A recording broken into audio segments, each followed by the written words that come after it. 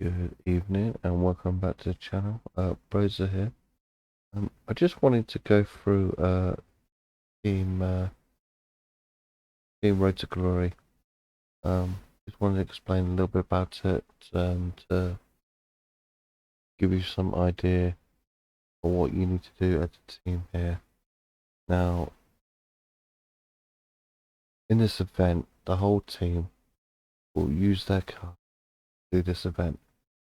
And what you need to do is collect, hopefully, 4,200 points total in order to unlock every card here. So when you've got a team of 20 members, it will take around 210 points for the team to unlock. Now I've got 19 in my team, as you see there, so it'll be about 221. So as you can see, I've written there in the description that we do a minimum of 210. It's usually because our team will get more points than the 210 individually. Probably 300, 400 some players will get. So the minimum doesn't matter too much. Obviously you don't want people with just 50 points. That's not really what you want. You can see in our deck we've got Octane at the moment, and if I just breeze quickly through my deck, there I've got 2 level 100 and it would, level 99 should be 100 really. I've put a piece of equipment on her for matches. This is a good thing to do in team events, is using your cards in the early stages to gain matches.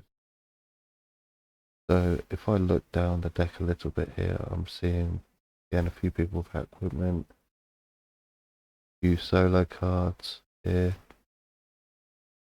See, that's a solo card. They're not the best cards, and they're just utilizing the event to get extra points, extra matches in to help level up the cards.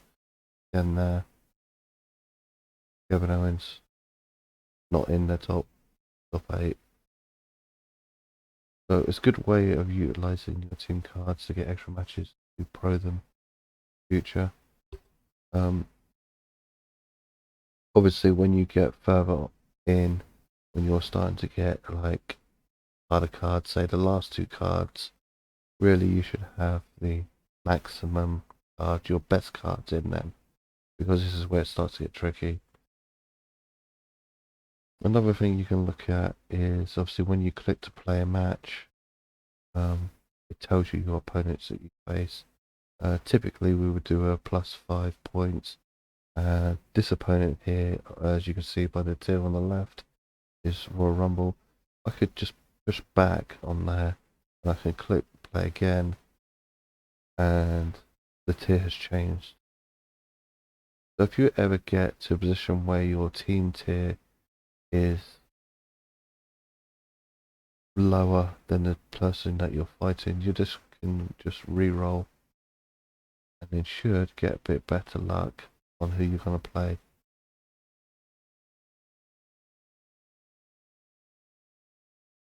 Should be up and 2 tiers up and down. It seems to be coming up a lot with the same but you can re-roll, hopefully get a different person to attack.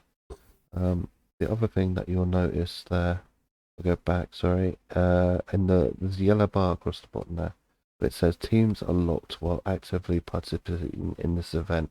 So during this event there's a 24-hour timer on it, and then you have the claim reward timer, which is also 24 hours, and this just means that you cannot get rid of any member, you cannot kick anyone, but on the same token you cannot recruit anyone either, so no one's going in or out of your team while this event is on.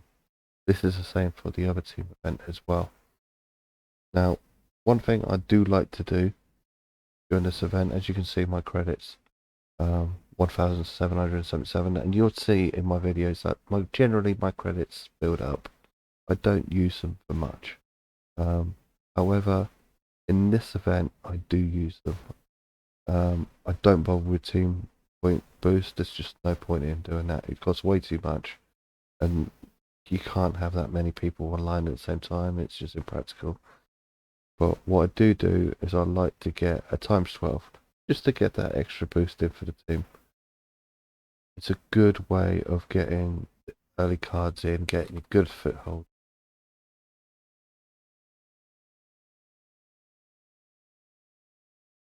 We're seeing there already. Some people have already picked up some points. I've got a few points there as well. Some players obviously come in later on.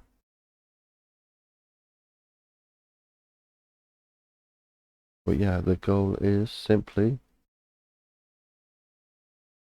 get them on Tez board card, the last card at the end there. Anyway, it's just a quick little bit of information. I hope that's helped. Thank you very much for your time.